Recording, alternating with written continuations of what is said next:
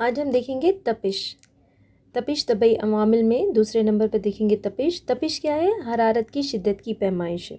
زمین یا پانی میں تپش یکساں نہیں رہتی ہے۔ زمین پر تپش میں پائے جانے والا جو تغیرات ہوتا ہے پانی کے مقابلے میں زیادہ ہوتا ہے، کیونکہ زمین حرارت کو پانی کے بنسبت زیادہ جذب کرتی ہے یا ضائع کرتی ہے۔ تو زمین پر تپش کا جو انحصار ہوتا ہے یہاں کے موسم اور جغرافیائی علاقوں پر ہوتا ہے۔ یعنی جب ہم خط استوا سے قطبین کی جانب جاتے ہیں تو تپش میں کمی واقع ہوتی ہے۔ اسی طرح ہم پہاڑوں کے سروں کی جانب نقل و حرکت کرتے ہیں تو تپش میں بتدریج کمی واقع ہوتی ہے۔ اسی طرح ہم پہلا یہاں دیکھیں گے تپش کا جھیلوں پر اثر۔ اس میں ہم فرسٹ دیکھیں گے حرارتی طبقہ بندی، تھرمل اسٹریٹیفیکیشن کیا ہے؟ معتدل علاقوں میں موسمی تبدیلیوں کے ساتھ تپش میں تغیرات واقع ہوتے ہیں۔ موسمی تبدیلیوں کے ساتھ تپش میں تغیرات واقع ہوتی ہیں۔ یہ تغیرات جو ہوتے ہیں پانی میں حرارتی پرتوں کو تشکیل دیتی ہیں۔ موسمی تبدیلیوں کی وجہ سے تپش میں تغیرات ہوتی ہیں، تبدیلیاں ہوتی ہیں۔ تپش میں یہ جو فرق ہوتا ہے یا تغیرات ہوتے ہیں اس کی وجہ سے پانی میں حرارتی پرتیں بنتی ہیں۔ اس مظہر کو حرارتی طبقہ بندی کہا جاتا ہے۔ حرارتی طبقہ بندی کسے کہتے ہیں؟ موسمی تبدیلیوں کے ساتھ تپش میں تغیرات واقع ہوتے ہیں۔ یہ تغیرات کی وجہ سے پانی میں حرارتی پرتیں تیار ہوتی ہیں یا یہ تغیرات پانی میں حرارتی پرتوں کو تشکیل دیتے ہیں۔ تو اس مظہر کو حرارتی طبقہ بندی یا تھرمل اسٹریٹیفیکیشن کہا جاتا ہے۔ گرمائی طبقہ بندی دیکھیں گے ہم۔ معتدل جھیلوں میں کیا ہوتا ہے؟ موسم گرما کے دوران سطحی پانی کی کثافت جو ہوتی ہے اس میں کمی واقع ہوتی ہے۔ سطحی پانی کی جو کثافت ہوتی ہے اس میں موسم گرما کے دوران اس میں کمی واقع ہوتی ہے۔ کیوں؟ کیونکہ تپش میں اضافہ ہوتا ہے۔ موسم گرما میں سطحی پانی کی تپش میں اضافے کی وجہ سے سطحی پانی کی کثافت میں کمی واقع ہوتی ہے۔ تو یہاں پر کیا ہوتا ہے؟ مختلف پرتیں تیار ہوتی ہیں۔ اوپری گرم پرت جو ہوتی ہے اس کو برآب حرارتی پرت یا ایپیلیمنیون کہا جاتا ہے۔ موسم گرما میں سطحی پانی کی کثافت میں کمی واقع ہوتی ہے، کس وجہ سے؟ تپش میں اضافے کی وجہ سے۔ تو جھیل کی سب سے اوپری گرم پرت جو ہوتی ہے اس کو برآبی حرارتی پرت یا ایپیلیمنیون کہا جاتا ہے۔ اس برآبی پرت کے نیچے خطے میں تپش کی شرح جھیل کی گہرائی میں جو ہوتی ہے اس میں فی میٹر 1 ڈگری سینٹی گریڈ کمی واقع ہوتی ہے۔ برآبی پرت کے نیچے خطے میں تپش کی شرح میں کمی واقع ہوتی ہے۔ تو یہاں اس خطے کو کیا کہیں گے؟ حرارتی پرت یا تھرموسیلائن کہیں گے۔ حرارتی پرت یا تھرموسیلائن کہیں گے۔ حرارتی پرت یا تھرموسیلائن کہاں پر ہوگی؟ عملی ایپیلیمنیون یا برآبی حرارتی پرت کے نیچے حرارتی پرت جسے تھرموسیلائن کہیں گے یا بعد آبی پرت میٹالیمنیون بھی کہا جاتا ہے۔ اوپری گرم پرت کو ایپیلیمنیون یا برآبی حرارتی پرت کہیں گے۔ اس برآبی پرت کے نیچے جو تپش کی شرح جو ہوگی وہ کم ہوگی، 1 ڈگری سینٹی گریڈ کم ہوگی، اسے کیا کہیں گے؟ حرارتی پرت یا تھرموسیلائن یا بعد آبی پرت کہا جاتا ہے۔ اب تہ کی پرت اس کے نیچے جو ہوگی اسے کیا کہیں گے؟ زیر آبی پرت یا ہائپولیمنیون کہیں گے۔ تہ کی پرت کیا کہلائیں گی؟ ہائپولیمنیون یا زیر آبی پرت۔ یہاں زیر آبی پرت جو ہوتی ہے یہاں پر پانی جو ہوتا ہے نسبتاً ٹھنڈا ہوتا ہے، ساکن ہوتا ہے اور اس میں آکسیجن کم مقدار میں پائی جاتی ہیں، یعنی شعاعی ترکیبی کا عمل یہاں پر غیر موجود ہوتا ہے، اس لیے یہاں پر آکسیجن کم مقدار میں پائے جاتے ہیں۔ ہائپولیمنیون زیر آبی پرت نسبتاً ٹھنڈی ساکن ہوتی ہے، اس میں آکسیجن کی مقدار کم پائی جاتی ہے۔ اوپری گرم پرت کو برآبی پرت یا ایپیلیمنیون کہتے ہیں۔ اس کے نیچے تپش کی شرح 1 ڈگری سینٹی گریڈ کم ہوتی ہے، اسے حرارتی پرت یا تھرموسیلائن یا میٹالیمنیون کہتے ہیں۔ میٹالیمنیون کے نیچے ہائپولیمنیون یا زیر آبی پرت ہوتی ہے جہاں پر پانی نسبتاً ٹھنڈا ساکن ہوتا ہے اور جس میں آکسیجن کی مقدار کم پائی جاتی ہے۔ اس کے بعد موسم خزاں یعنی پتجھڑ کے موسم میں برآبی حرارتی پرت جو ہوتی ہے یہ سرد ہو جاتی ہے۔ موسم خزاں میں کے دوران برآبی حرارتی پرت جو ہوتی ہے یہ سرد ہو جاتی ہے اور سطحی پانی 4 ڈگری سینٹی گریڈ تپش پر وزنی ہو جاتا ہے۔ سطحی پانی وزنی ہو جاتا ہے اور جھیل کی تہہ میں غرق ہو جاتا ہے۔ برآبی حرارتی پرت سرد ہو جاتی ہے، سطحی پانی 4 ڈگری سینٹی گریڈ تپش پر وزنی ہو جاتا ہے اور جھیل کی تہہ میں غرق ہو جاتا ہے۔ اس دوران کیا ہوتا ہے؟ جھیل میں پانی کی اتھل پتھل ہوتی ہے جس کی وجہ سے تپش میں یکسانیت آ جاتی ہے۔ موسم خزاں کے دوران اس طرح پانی کی گردش کو کیا کہا جاتا ہے؟ پتجھڑ یا خزانی زیر و زبیر کہا جاتا ہے۔ اوپر والی جو آکسیجنی پانی ہوتا ہے جو زیر آبی پرت میں پہنچ جاتا ہے، اور مخویات سے لبریز تہہ میں پایا جانے والا پانی سطح پر پہنچ جاتا ہے، تو اسے کیا کہتے ہیں؟ پتجھڑ یا خزانی زیر و زبیر کہا جاتا ہے۔ لہٰذا جھیل میں مخویات اور آکسیجن کا یہاں پر کیا ہوتا ہے؟ یکساں پھیلاؤ پایا جاتا ہے۔ موسم خزاں پتجھڑ کے دوران برآبی حرارتی پرت سرد ہو جاتی ہے، اور سطحی پانی جو ہوتا ہے 4 ڈگری سینٹی گریڈ تپش پر وزنی ہو جاتا ہے اور جھیل کی تہہ میں غرق ہو جاتا ہے، اور اس طرح یہاں پر پانی کی اتھل پتھل کے باعث کیا ہوتا ہے؟ تپش میں یکسانیت آ جاتی ہے، یعنی وافر آکسیجنی پانی زیریں پرت میں پہنچ جاتا ہے اور مخویات سے لبریز تہہ میں پایا جانے والا پانی سطح پر پہنچ جاتا ہے۔ اس طرح یہاں پر جھیل میں مخویات اور آکسیجن کا یکساں پھیلاؤ پایا جاتا ہے۔ اس کے بعد دیکھیں گے سرمائی تپخ بندی یا ٹھہراؤ، ونٹر اسٹارٹیفیکیشن۔ موسم خزاں کے بعد موسم سرما شروع ہوتا ہے۔ اس موسم میں سطحی پانی جو ہوتا ہے سرد ہو جاتا ہے، یہ تپش 0 ڈگری سینٹی گریڈ پر پہنچ جاتی ہے، تو اوپری پانی جو ہوتا ہے وہ منجمد ہو جاتا ہے۔ اوپری برف کی پرت کے نیچے جھیل میں سرد پانی پایا جاتا ہے۔ اوپر برف کی پرت کے نیچے جھیل میں سرد پانی پایا جاتا ہے۔ آبی حیوانات اس برف کی پرت کے نیچے زندگی کو جاری رکھے ہوئے ہوتے ہیں۔ یہاں پر تپش کم ہونے کی وجہ سے بیکٹیریا کی کارکردگی اور آبی حیوانات جو ہوتے ہیں ان میں آکسیجن کے صرفے کی شرح میں بھی کمی واقع ہوتی ہے۔ کم تپش کی وجہ سے بیکٹیریا کی کارکردگی اور آبی حیوانات میں آکسیجن کے صرفے کی شرح بھی کم ہوتی ہے یہاں پر۔ لہٰذا عضوے جو اندر رہتے ہیں اوپری منجمد پانی کے نیچے قلت آکسیجن سے متاثر ہوئے بغیر زندہ رہ سکتے ہیں۔ کیوں؟ کیونکہ کم تپش ہوتی ہے، بیکٹیریا کی کارکردگی اور آبی حیوانات میں آکسیجن کی صرفے کی شرح میں کمی واقع ہوتی ہے، لہٰذا عضوے اوپری منجمد پانی کے نیچے قلت آکسیجن سے متاثر ہوئے بغیر رہ سکتے ہیں۔ اس کے بعد موسم بہار میں تپش میں اضافہ شروع ہو جاتا ہے۔ جب تپش 4 ڈگری سینٹی گریڈ پر پہنچ جاتی ہے تو پانی نسبتاً زیادہ کثیف اور وزنی ہو جاتا ہے۔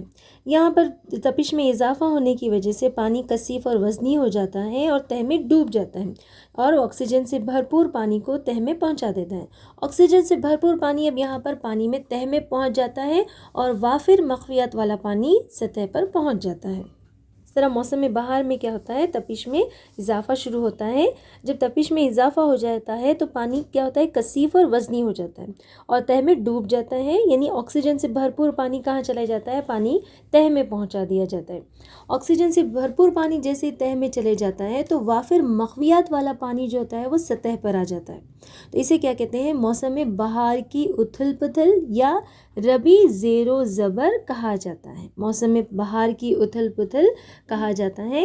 جھیلیں جو ایک سال میں 2 مرتبہ اتھل پتھل کو ظاہر کرتی ہیں 2 آمیزشی جھیلیں کہلاتی ہیں، لہٰذا تپخ بندی اور اتھل پتھل گہری عمیق جھیلوں میں تمام سطح پر عضووں کی بقائے زندگی میں معاون و مددگار ہوتی ہیں۔ اس طرح یہاں پر 2 دفعہ اتھل پتھل دیکھی گئی ہے یہاں پر پانی کی اتھل پتھل جھیل میں، ایک موسم خزاں کے دوران جب برآبی حرارتی پرت سرد ہو جاتی ہے، اور دوسرا موسم بہار میں جب تپش میں اضافہ ہو جاتا ہے۔ تو یہاں پر موسم خزاں میں کیا ہوتا ہے؟ برآبی پرت سرد ہو جاتی ہے اور سطحی پانی تپش پر وزنی ہو جاتا ہے 4 ڈگری سینٹی گریڈ پر، اور جھیل کی تہہ میں غرق ہو جاتا ہے۔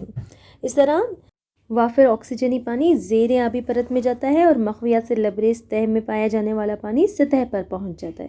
تو اس طرح یہاں پہ جھیل میں 2 مرتبہ اتھل پتھل ہوتا ہے، اس لیے ایسی جھیلیں جو ایک سال میں 2 مرتبہ اتھل پتھل کو ظاہر کرتی ہیں اسے کیا کہتے ہیں؟ 2 آمیزشی جھیلیں کہتے ہیں۔ اس کے بعد دیکھیں گے ہم تپش کا حیاتی اثر، بایولوجیکل ایفیکٹ آف ٹیمپریچر۔ تپش برداشت یا ٹیمپریچر ٹالرنس کسے کہتے ہیں؟ تپش کا حیاتی اثر دیکھیں گے۔ چند عضوے تپش کی وسیع سعات کو برداشت کر سکتے ہیں اور زندہ رہ سکتے ہیں۔ چند عضوے تپش کی وسیع سعات کو برداشت کر سکتے ہیں اور زندہ رہ سکتے ہیں، تو ایسے عضووں کو کیا کہتے ہیں؟ ہمہ حرارتی یا یوری تھرمل کہتے ہیں۔ جو تپش کی وسیع سعات کو برداشت کر سکتے ہیں انہیں ہمہ حرارتی کہتے ہیں، اور ایسے عضوے جو تپش کی تنگ سعات میں محدود رہتے ہیں انہیں محدود حرارتی کہتے ہیں۔ محدود حرارتی کسے کہتے ہیں؟ اکثر تپش کی تنگ سعات میں محدود رہتے ہیں تو اسے کہتے ہیں، ایسے عضویوں کو محدود حرارتی یا اسٹینو تھرمل کہتے ہیں۔ اس طرح محدود حرارتی کسے کہتے ہیں؟ اکثریت عضویوں کی جو تپش کی تنگ ساعت میں محدود رہتی ہیں انہیں محدود حرارتی یا اسٹینو تھرمل کہتے ہیں، اور بعض عضویے جو ہوتے ہیں تپش کی وسیع ساعت کو برداشت کر سکتے ہیں اور زندہ رہ سکتے ہیں تو انہیں ہمہ حرارتی یا یوری تھرمل کہتے ہیں۔ تپش کا اثر تحولی کارکردگیوں پر بھی ہوتا ہے، تحول پر ہوتا ہے اور دوسرے فعلیاتی افعال پر بھی ہوتا ہے۔ تپش پر جس پر تحولی کارکردگی عروج پر واقع ہوتی ہے، ایسی تپش جس پر تحولی کارکردگی عروج پر واقع ہوتی ہے اسے کیا کہتے ہیں؟ متوازن تپش کہتے ہیں۔ یعنی تپش جو ہوتی ہے یہ خامیروں کی کارکردگی کو متاثر کرتی ہے اور اس کے ذریعے عضویوں کے اساسی تحول اور دیگر فعلیاتی افعال بھی متاثر ہوتے ہیں۔ تو تپش جس پر تحولی کارکردگیاں زیادہ ہوتی ہیں، عروج پر واقع ہوتی ہیں، اسے متوازن تپش کہا جاتا ہے۔ اس کے علاوہ اقل ترین عملی تپش کسے کہتے ہیں؟ اقل ترین تپش جس پر ایک عضویہ آزادانہ طور پر زندگی گزار سکتا ہے اسے اقل ترین عملی تپش کہتے ہیں۔ اقل ترین عملی تپش کسے کہتے ہیں؟ اقل ترین تپش جس پر ایک عضویہ آزادانہ طور پر زندگی گزار سکتا ہے اسے اقل ترین عملی تپش کہتے ہیں۔ اگر کوئی حیوان یا پودا اس اقل ترین عملی حد سے کم تپش میں رکھا جاتا ہے تو یہ غیر فعال حالت میں داخل ہو جاتا ہے۔ اقل ترین عملی حد سے کم تپش میں، اقل ترین عملی تپش کسے کہتے ہیں؟ اقل ترین تپش جس پر ایک عضویہ آزادانہ زندگی گزارتا ہے اسے اقل ترین عملی تپش کہتے ہیں۔ اگر اقل ترین عملی تپش سے بھی کم تپش میں کسی حیوان یا پودے کو رکھا جاتا ہے تو یہ غیر فعال حالت میں داخل ہو جاتا ہے تو اسے کیا کہیں گے؟ سرد کوما، چل کوما کہیں گے۔ یہ حالت کیا کہہ دیں گے؟ چل کوما۔ یعنی اقل ترین عملی حد سے کم تپش میں اگر کسی حیوان یا پودے کو رکھا جاتا ہے تو یہ حالت کیا کہلائیں گی؟ سرد کوما یا چل کوما کہلائے گی۔ اسی طرح اعظم ترین عملی تپش کسے کہیں گے؟ اعظم ترین تپش جس پر ایک نو فعال حالت میں غیر معینہ مدت تک رہ سکتا ہے۔ اعظم ترین تپش جس پر ایک نو فعال ایکٹیو حالت میں غیر معینہ مدت تک ایک نو فعال حالت میں اعظم ترین تپش جس پر ایک نو فعال حالت میں غیر معینہ مدت تک زندہ رہ سکتی ہے تو اسے کیا کہیں گے؟ اعظم ترین عملی تپش کہیں گے۔ اگر تپش میں اعظم ترین عملی تپش سے زیادہ اضافہ ہو تو حیوان حرارتی کوما میں داخل ہو جاتا ہے۔ حرارتی کوما کسے کہتے ہیں؟ اعظم ترین عملی تپش سے زیادہ تپش اگر ہو جائے تو حیوان حرارتی کوما میں داخل ہو جاتا ہے۔ اعظم ترین تپش مختلف حیوانات میں مختلف ہوتی ہے۔ تو یہاں پر اقل ترین عملی تپش کسے کہتے ہیں؟ اقل ترین یعنی کم سے کم تپش جس پر ایک عضویہ آزادانہ طور پر زندگی گزار سکتا ہے اسے اقل ترین عملی تپش کہتے ہیں۔ اگر اقل ترین عملی تپش سے کم تپش میں کسی حیوان کو رکھا جائے تو یہ حالت سرد کوما کہلائے گی۔ اور اعظم ترین عملی تپش کسے کہیں گے؟ اعظم ترین یعنی زیادہ ترین تپش جس میں کوئی نو فعال حالت میں غیر معینہ مدت تک رہ سکتی ہے، غیر معینہ مدت تک زندہ رہ سکتے ہیں تو اسے اعظم ترین عملی تپش کہتے ہیں۔ اگر تپش میں اس اعظم ترین عملی تپش میں زیادہ اضافہ ہو جائے تو حیوان حرارتی کوما میں داخل ہو جاتا ہے۔ یہ اعظم ترین تپش مختلف حیوانات میں کافی مختلف ہوتی ہے۔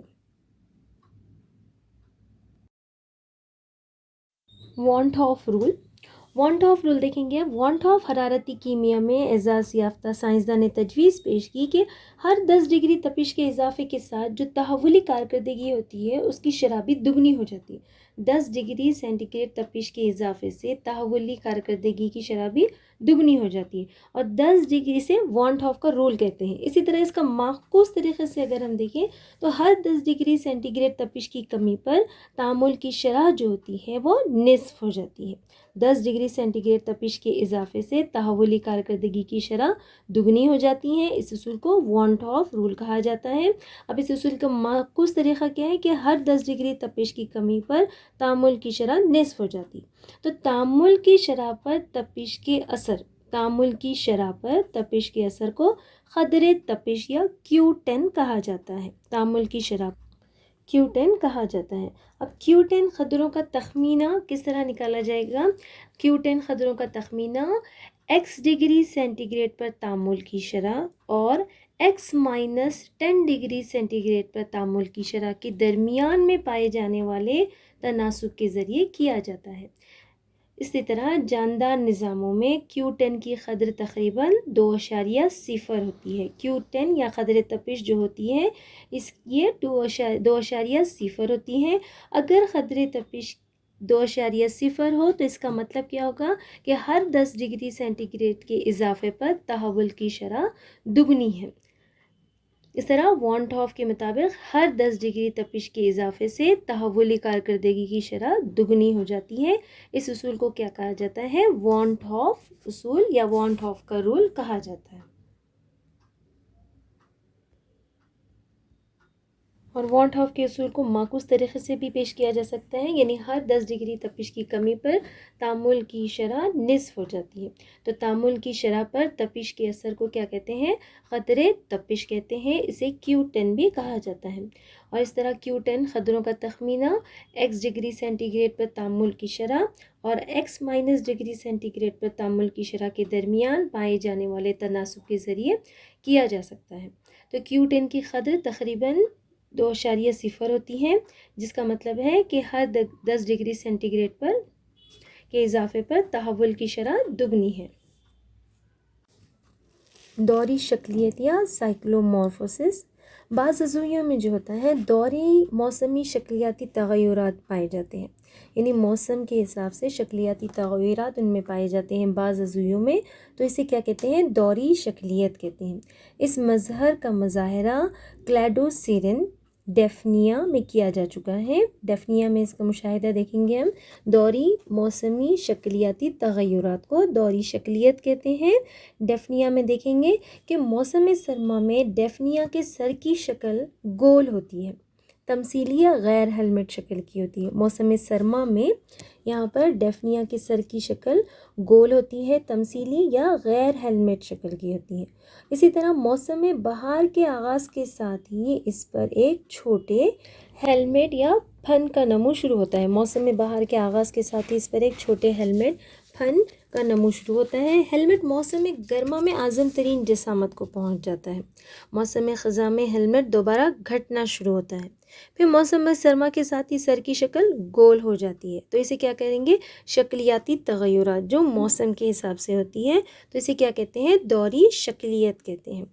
اب بعض سائنسدانوں کا خیال ہے کہ دوری شکلیت جھیلوں میں پانی کی کثافت میں واقع ہونے والی تبدیلیوں کے لیے موسمی توافق ہے۔ موسمی توافق ہے یہ کس لیے؟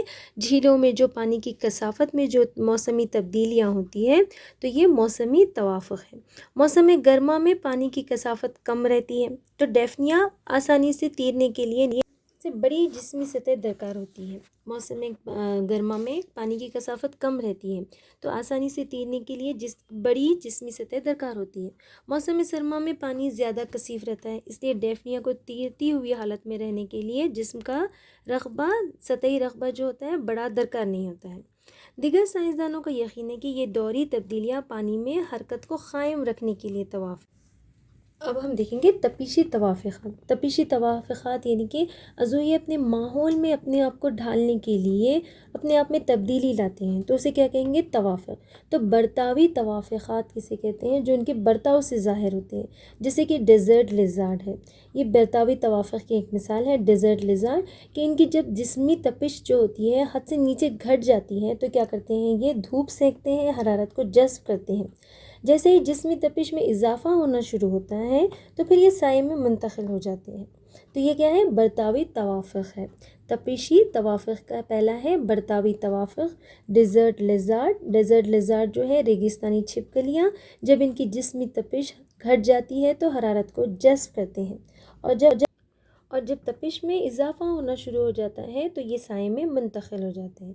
تو یہ برتاوی توافقات ہیں۔ اس کے بعد دیکھیں ہم شکلیاتی اور تشریحاتی توافقات، جس سے خود بھی سمندروں میں آبی حیوانات رہتے ہیں، بچھڑے سیلز میں ان کی جلد کے نیچے چربی کی دبیز پرت ہوتی ہے، بلبر پائی جاتی ہیں، چربی کی دبیز پرت جو حاجز یا انسولیٹر کا فعل انجام دیتی ہیں اور جسمی حرارت کے ضائع ہونے کو روکتی ہیں۔ تو یہ کیا ہے؟ شکلیاتی اور تشریحاتی توافقات ہیں۔ تپیشی توافقات میں نمبر 2 ہے شکلیاتی اور تشریحاتی توافقات، جیسے قطبی سمندروں میں جو بچھڑے ہوتے ہیں ان کی جلد کے نیچے چربی کی دبیس پرت پائی جاتی ہے جو انسولیٹر یا حاجز کا فعل انجام دیتی ہے، جو جسمی حرارت کے ضائع ہونے کو روکتی ہے۔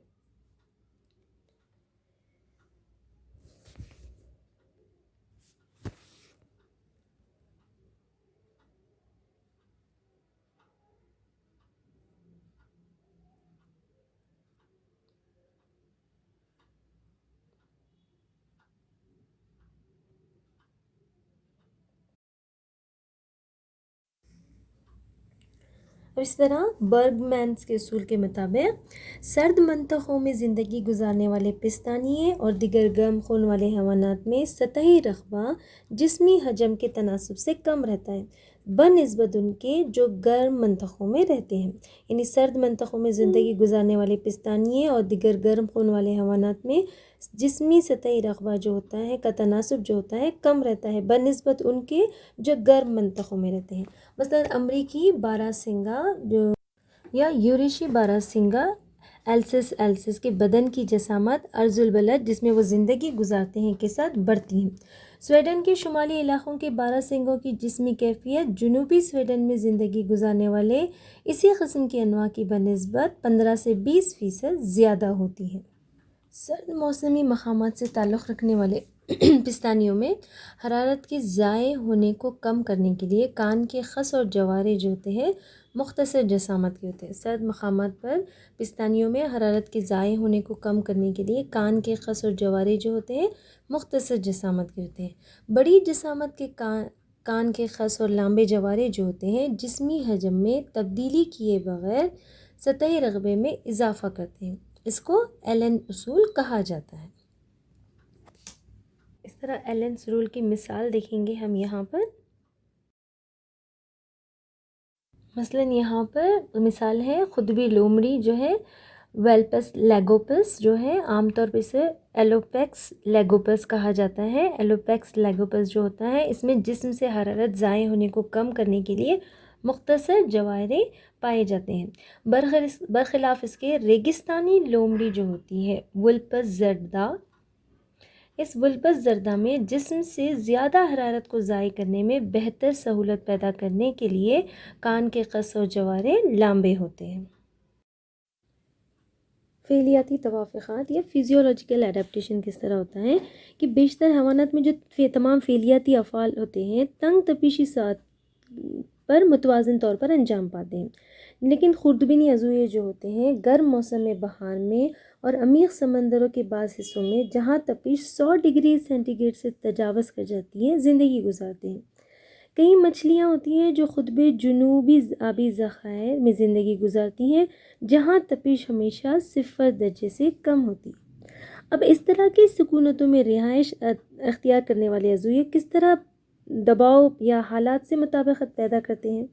یہ مطابقت پیدا کرنے کے لیے ان میں اپنے اندر انضباط ہوتا ہے، ہومیوسٹیسس ہوتا ہے، ہم سکونی حالت کو وہ قائم رکھتے ہیں۔ اب یہ انضباط کس طرح ہوتا ہے؟ جیسے دیکھیے کہ بیشتر پستانیے جو ہوتے ہیں اپنی جسمی تپش کو منضبط کرنے کے لیے جو میکانیت استعمال کرتے ہیں وہ انسان کے ذریعے استعمال کی جانے والی میکانیت کے مماثل ہوتی ہے، جسے ہم 37 ڈگری سینٹی گریڈ کی مستقل جسمی تپش کو قائم رکھتے ہیں۔ موسم گرما میں جبکہ بیرونی تپش جو ہوتی ہے جسمی تپش سے زیادہ ہوتی ہے تو ہمارے جسم سے پسینہ بافراط خارج ہوتا ہے، تو نتیجے میں کیا ہوتا ہے تبخیری تبرید جسمی تپش میں کمی پیدا کرتی ہے۔ موسم سرما میں کیا ہوتا ہے کہ جسم جبکہ تپش جو ہوتی ہے 37 ڈگری سینٹی گریڈ سے نسبتاً کافی کم ہوتی ہے تو ہم کو لرزہ یا کپکپی شروع ہوتی ہے۔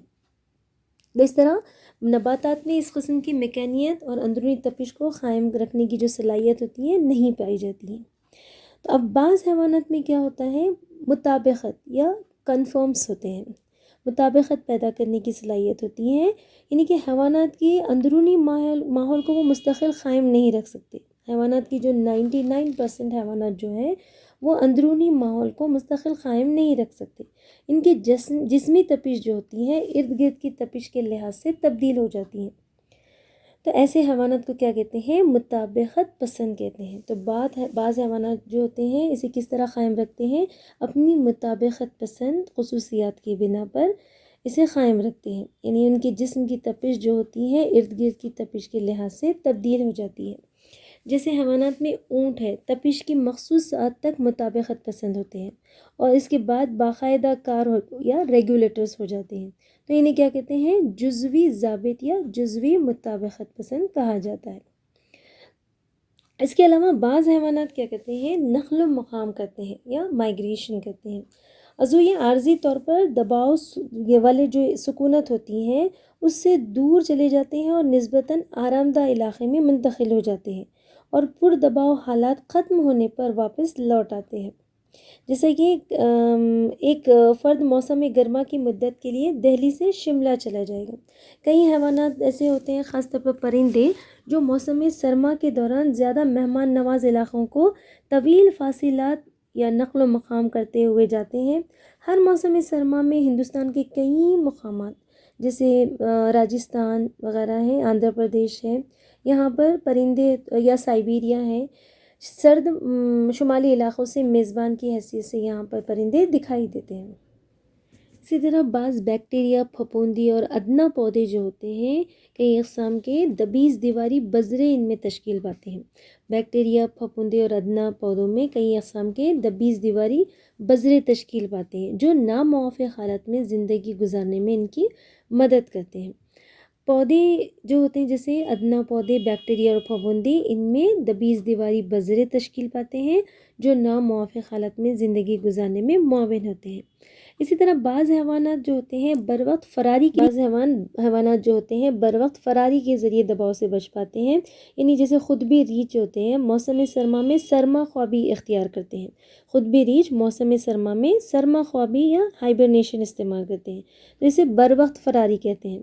بعض گونگے یا سنیلز جو ہوتے ہیں اور مچھلیاں جو ہوتی ہیں موسم گرما سے متعلق مسائل سے محفوظ رہنے کے لیے گرما خوابی یا ایسٹیویشن میں داخل ہو جاتے ہیں۔ بعض حیوانات جو ہوتے ہیں کامل سکتہ کا اظہار کرتے ہیں یا ڈائپاؤز جسے کہتے ہیں۔ بعض عضویے جو ہوتے ہیں غیر موافق ماحولی حالات کے دوران اپنی نشو و نما میں تاخیر ظاہر کرتے ہیں اور غیر فعال حالت میں کچھ مدت گزارتے ہیں، جس کو کامل سکتہ کہا جاتا ہے۔ غیر فعال حالت میں کچھ مدت گزارتے ہیں غیر موافق ماحولی حالات کے دوران میں، تو اسے کیا کہتے ہیں؟ کامل سکتہ کہتے ہیں۔ حیوانات میں یہ مدت سکوت جو ہوتی ہیں شدید تپش اور خشک سالی وغیرہ میں زندہ رہنے کی مکینیت ہے۔ یہ زیادہ تر حشرات اور بعض مچھلیوں کی جنین میں اس کامل سکتے کا مشاہدہ کیا جاتا ہے۔